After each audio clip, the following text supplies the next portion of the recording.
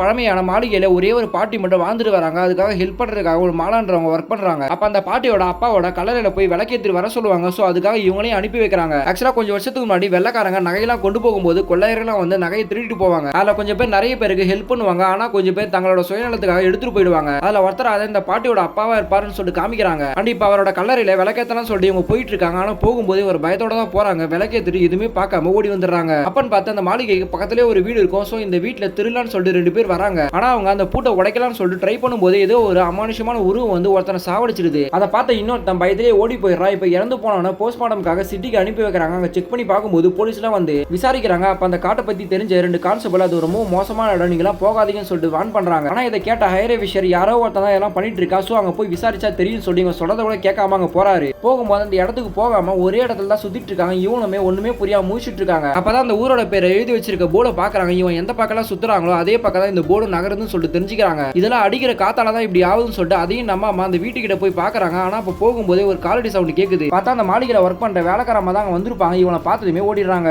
ஆனா அந்த வீட்டுக்குள்ள போலான்னு பார்த்தா வீடு பூட்டு போட்டுருக்கு. அப்பன்னு பார்த்து இந்த வீட்டை பாத்துக்கிற வாட்ச்மேன் வரா. அவர்கிட்ட விசாரிக்கும் போது அந்த பாட்டிமா தான் என்ன வேலைக்காக வச்சிருந்தாங்க. நேற்று ஒரு வேலையை வீட்டுக்கு போயிட்டு அந்த டைம்ல தான் அவனுக்கு வந்திருக்காங்க. இப்படின்னு நடந்திருக்குன்னு சொல்லிட்டு சொல்றாங்க. ஆனா இந்த வீட்டோட சாவி கேட்கறாங்க. எல்லாமே அந்த பாட்டி கிட்ட தான் இருக்குன்னு சொல்லிட்டு சொல்றாங்க. சோ அவங்களை தேடி அங்க போறாங்க. அப்ப அங்க வேலை செய்யற மாலை அங்க இருந்து ஓடி வந்து இங்க தான் வந்திருப்பாங்க. சோ அந்த பாட்டி கிட்ட எல்லா விஷயத்தையும் சொல்லியிருப்பாங்க. சோ இவரும் அவங்க கிட்ட போய் விசாரிக்கிறாங்க. ஆனா அந்த பாட்டி எதுவுமே சொல்லாம இவங்க பேசத்தையும் கவனிக்காம சமாளிச்சுட்டே இருக்காங்க. சோ இவங்களும் வேற வழி இல்லாம வந்துடுறாங்க. ஆனா இந்த வீட்டுக்கு திருட வந்த 2 பேர் அனுப்புனவனை காமிக்கிறாங்க. ஆக்சுவலா இவனும் அந்த பாட்டியோட பேரனா இருப்பாங்க. ஒரு நாள் இவங்க அப்பாவும் அந்த வீட்டுல புதையல் இருக்குன்னு நம்பி அங்க திருடலான்னு சொல்லிட்டு போனவர் பைத்தியமா தான் திரும்பி வந்திருப்பாரு. அன்னில இருந்து இவங்க குடும்பம் ரொம்ப கஷ்டப்பட்டு இருக்கு. ஆனா அந்த பாட்டி ரொம்ப வசதியா வாழ்றாங்க. நம்மள மட்டும் இப்படி விட்டுட்டாங்கன்னு சொல்லிட்டு தான் கோவப்படுறான். இந்த பாட்டிக்கு இன்னொரு பையன் இருப்பாங்க. அவங்க சிட்டில வாழ்ந்துட்டு இருப்பாங்க. சோ அவங்க ஒரு பேத்தி இருப்பாங்க. அவங்க எப்பதான் வருவாங்கன்னு சொல்லிட்டு ரொம்ப ஃபீல் பண்றாங்க. இப்பதான் இவங்க பேத்தி ஹீரோயினை காமிக்கிறாங்க. இவங்க பேய் புக் படிக்கிறதெல்லாம் ரொம்ப இன்ட்ரெஸ்டா இருப்பாங்க. ஆனா இவங்க அம்மாக்கு சுத்தமா பிடிக்காது. இவங்க அப்பா தான் ஹீரோயினுக்கு சப்போர்ட் பண்றாங்க. இப்ப கண்ணாடியை பார்த்துட்டு போகும்போது புடவை கட்டிக்கிட்டு இவங்கள மாதிரி ஒரு உருவத்தை கண்ணாடியில் காமிக்கிறாங்க.